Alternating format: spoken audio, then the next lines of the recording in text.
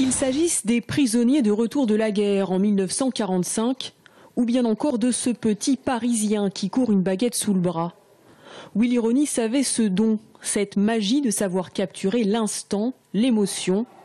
Il faisait partie de ces humanistes photographiant ces petits riens de la vie, une humanité de l'âme dont son ami peintre tourangeau Jean-Marie Girard se souvient bien. Ils se sont connus dans les années 80 et pendant près de 30 ans, 1 à 2 fois par an, Willy Ronis venait passer quelques jours en Touraine. Il était d'abord un homme d'une extrême bonté, d'une modestie qui frôle la culpabilité. Il parlait avec bienveillance. Il prenait les gens comme ils étaient, comme ils se présentaient à lui, et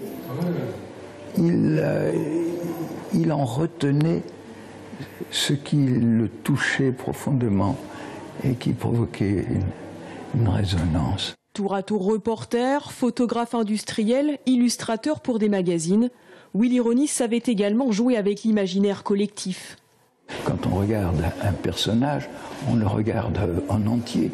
Lui, il ne s'intéresse pas à la partie supérieure de la silhouette, mais il en fait, par la répartition des formes, des clairs, des sombres, mais avant ça, par la répartition des lignes directrices.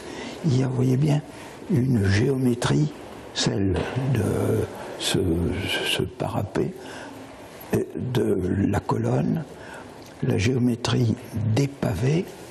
Parmi les 115 photographies exposées au château de Tours, des clichés très connus, d'autres plus intimes de sa femme et de son fils. L'univers de Willy Ronis est à découvrir jusqu'au mois d'octobre prochain.